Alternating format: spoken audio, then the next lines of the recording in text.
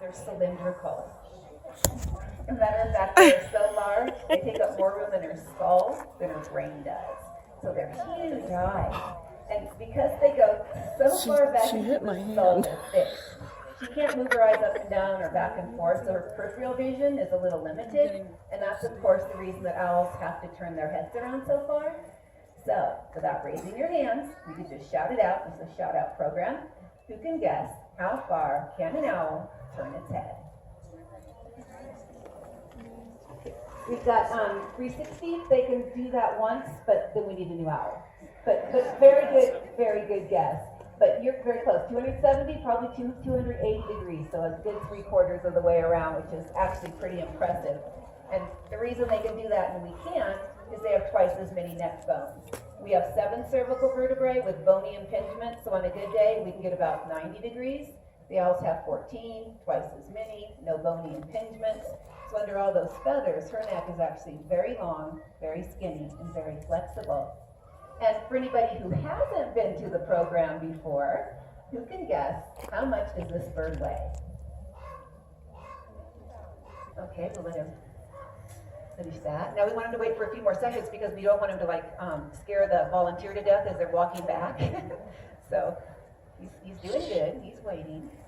But again, if we wait too long, then he stops thinking about where he's supposed to go, and he's like, well, maybe I'll go over and check out the wolves. Okay, Clara, so Clara's gonna call him back behind you guys now. There he goes. He does get very sloppy with those primary feathers. So if hold on. He hit me. Okay, and then Linda's gonna call him back up. Here he comes. Good job, George. Okay, and then Clara is going to fairly quickly, because we're not gonna make him wait, is gonna call him over you guys. There he goes. Actually, he's doing great. And back up to the front. Come on, George. Okay, he's thinking about it. Hey, George, come on. Come on, he's like, he gets really fast and he's like, no, I'm really enjoying it out here. Get it, George. That's it. He's thinking. That's it. You can do it. You can do it. Come on. Maybe keep dangling until he actually just starts to fly. Oh, here he goes. Oh, good job, George. And down. All right. There you go.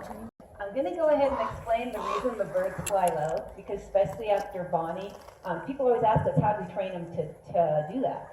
And we would love to be able to say we did train them to fly low, but we didn't. None of the birds did we have to train to fly low. The reason they do it is they're using you. All the birds know when they fly way over the top of you, every wing beat beats with a lot more air, and they have to physically flap a lot harder.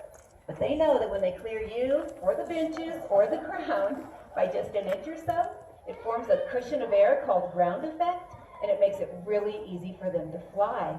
And that's why when you see Bonnie coming right at you, you can duck if you want. It won't help. She's going to fly lower. She thinks you're trying to help her out. And this is the same thing you see when you're in the ocean, and you see those seabirds that are just inches above the surface of the water.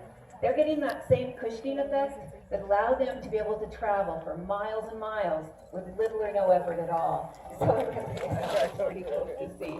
And as you can see in the back there too, there's a bit of a gap in between you and you're fairly still. Since she doesn't mind people, again, it's easier for her to fold her wings and go through than to lift herself and go up and over.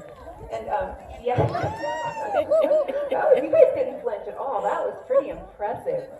She does get a little bit lazy with those primary feathers. She's 2 pounds, so she's a good-sized bird, but so they tuck their little feet when they fly. Don't worry about talons or anything like that. But those outermost feathers on the wings, the primaries, they really don't care if they end up whacking you in the top of the head with those.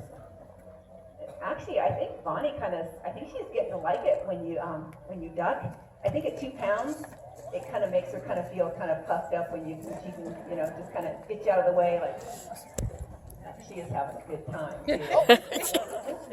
She'll get back up. There she goes. She's going to be coming back over you guys, and we're going to call her over you guys again. She likes to make sure she scrapes everybody. Okay, your camera's ready. Here she comes.